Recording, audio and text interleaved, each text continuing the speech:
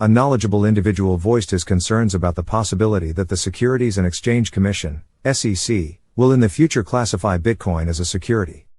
This concern was aired within the same time period. Mr. Ney, Ritty, and Dion stressed the possibility that the Securities and Exchange Commission would attempt to classify Bitcoin, which is the best performing cryptocurrency in terms of market capitalization, as a security. Bitcoin is now the market leader in terms of market cap. According to what he said, he would not fully dismiss the likelihood of such an attempt having been made. In reaction to the comment, Deaton offered this response.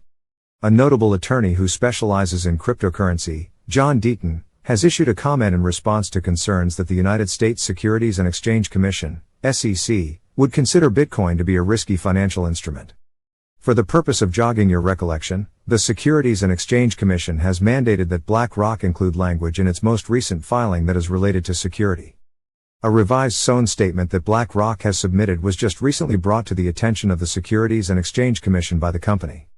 This file has been updated with new wording regarding compliance with anti-money laundering regulations and the measures that would be required to monitor unanticipated price swings.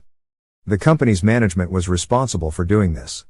In response to this filing, BlackRock has already received it. Market Observer, a publication that advocates for Bitcoin, has reported that the Securities and Exchange Commission, SEC, is seeking that the security language be included in the filing that BlackRock Zone is submitting for its proposed spot Bitcoin exchange-traded fund. Is the road Joe? The caregiver gave a response that included the details mentioned above. Issues were brought to light regarding the possibility that the CC may take the stance that Bitcoin is a potential security.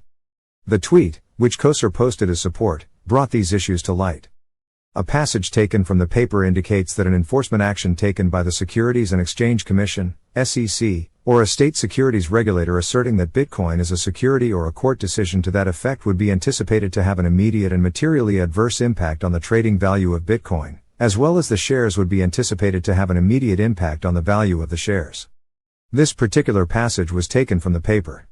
In his response to the positive reply, Dion includes the declaration that he makes in his response. Aternon clarified his previous statement by saying that he had previously claimed that all currency is in a state of trash. This was done in light of the fact that the Securities and Exchange Commission, SEC, was using language that was not only risky but also grossly overbroad when it came to talking XRP tokens. This was the reason why this action was taken. It was in response to the remarks that the attorney had made that Deaton made the remark that he did. Despite the fact that top officials of the Securities and Exchange Commission, including Chairman Gary Gensler, had stated that Bitcoin was not a security, Deaton observed that a large number of individuals discounted his concerns about the Securities and Exchange Commission's declaration that Bitcoin was a security. Despite the fact that Gensler had directly indicated that Bitcoin was not a security, this was the situation that actually occurred. Furthermore, he mentioned that every single one of these individuals had expressed the opinion that Bitcoin was not a security. It was his assertion that this was the situation. The attorneys who were representing the Commission in the issue involving Ripple continued to maintain that the agency had not yet produced an official view on an official position on Bitcoin and Ethereum. This was in reference to the fact that the attorneys were representing the Commission. It is of the utmost importance to bring to light the fact that Gensler has indicated on several occasions that Bitcoin is the sole cryptocurrency asset that he considers to be outside of the regulatory jurisdiction of the Securities and Exchange Commission, SEC. Due to the fact that it is of high importance, this is something that ought to be brought up. A shema for the R. In addition to this lawyer, Bill Hinman, a former director of the Securities and Exchange Commission, stated that Bitcoin and Ethereum are not considered to be securities. Claimed that he is a victim of confirmation bias and that he has continued to believe that there is no position to absorb that the SEC won't take a yay. A year ago, Anthony didn't issue a statement to supporters of Bitcoin, claiming that the Securities and Exchange Commission would turn against Bitcoin and classify the currency as a security after Sale arrested that the Securities and Exchange Commission shut down Ether. Ethereum, Ripple committing securities fraud. Those who are in favor of Bitcoin are sending a warning to those who are in support of the cryptocurrency through both the comment and the reaction. Additionally, the XRPenses with the highest values have a period that is disclosed by the XRP data. One more thing that has transpired is that this has taken place. According to the data provided by XRPL, the number of high-value remittances made using XRP does not fluctuate throughout the course of the week. On the other hand, transfers of low value are more likely to take place on the weekdays and weekends. A developer who was working on the XRP ecosystem not too long ago brought to light an odd pattern that has been taking place in the XRP environment. This trend has been occurring for quite some time until this point. In Tweet, the developer of XRP, brought to people's attention the fact that the frequency of remittances based on XRP remains pretty regular throughout the various days of the week and holidays. This was brought to people's attention by the aforementioned individual. On the other hand, when the values of the transactions are taken into consideration, a pattern that is both substantial and obvious becomes apparent. It was brought to his attention that the majority of high-value XRP remittances are concentrated on weekdays instead of weekends. It was brought to his attention that this information had been given. The developer presented these findings by offering a visual that it had created using the well-known XRP blockchain Explorer XRP scan. As an illustration of these findings, this graphic was provided for readers to peruse. This photograph was made available to the attendees while the presentation was taking place. Recently, charts that demonstrate the day-to-day payment data of XRP-based transactions have been added to the XRP tracking metrics that XRP scan currently contains. These charts are part of the XRP dataset. The information that is utilized to make payments is displayed in these charts. This announcement is also notable because it comes at the same time that they have been following the trend of XRP remittance services. This makes it particularly noteworthy.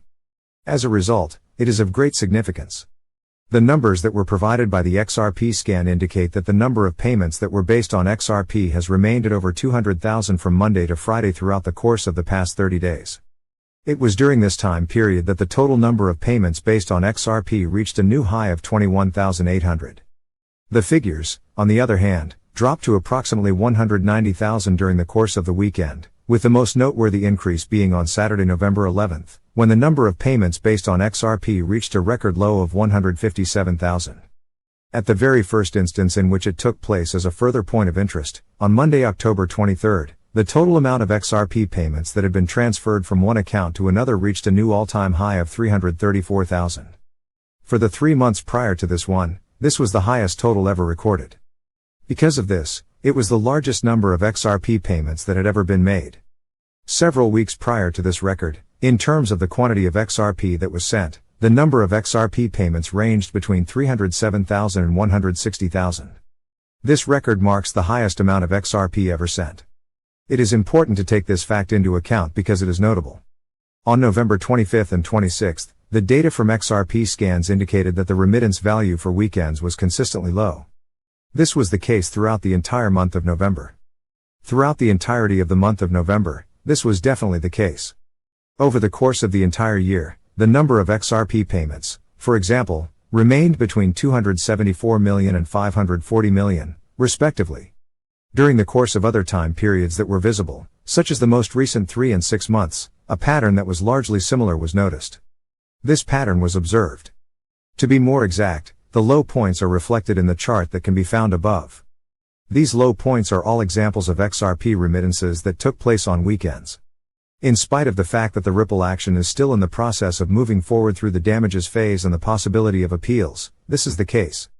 There have been other cases that have been brought before the Securities and Exchange Commission, SEC, that have directly expressed challenges that are either identical to or substantially comparable to those that Judge Torres has ultimately settled in the case that is known against Coinbase. These difficulties have been directly stated in the past. Furthermore, the Securities and Exchange Commission, SEC, argued that the defendants were accountable for allowing the sale of Bitcoin assets through an exchange that was not registered. This was a violation of the SEC's regulations. It was a violation of the regulations that the Commission had established. The Securities and Exchange Commission, SEC, went beyond its regulatory authority in the cases of CC versus Binance and C versus Payward by citing S. Gary Gensler's declaration that only Congress could grant authority to regulate cryptocurrency exchanges. As you are aware, this is also the case in the cases of CC versus Payward. Coinbase has submitted a request for judgment on the pleadings, alleging that secondary sales on their exchange do not confer any rights against the sellers. This is an essential component of an investment contract, and Coinbase wishes to assert that this is the case. Coinbase argued that the Securities and Exchange Commission, SEC, exceeded its authority to regulate. The Securities and Exchange Commission, SEC, has asserted that the defendants operated as an unregistered exchange for cryptocurrency assets.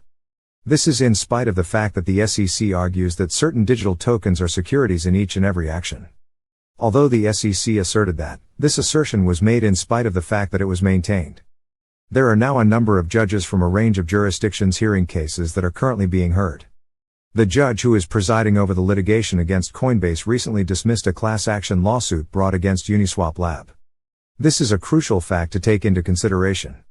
This is because Uniswap Labs is a decentralized financial system that enables the sale or provision of virtual tokens through the use of its smart contracts. This is the reason why this is the case. The law firm that the authors work for is representing one of the defendants in the current Uniswap litigation. It is unclear whether this similar strategy will have any impact on the court's perception of the concerns raised by Coinbase's allegations that secondary sales of digital assets represent unregistered securities transactions that have taken place in a number of additional digital asset litigations brought by the Securities and Exchange Commission or private litigants. It is possible that the outcome of such actions will be determined by whether or not the decision that Judges Tories made about programmatic sales is upheld on appeal. This is something that could happen. There is a chance that this will occur. Thank you for your time. We will end here.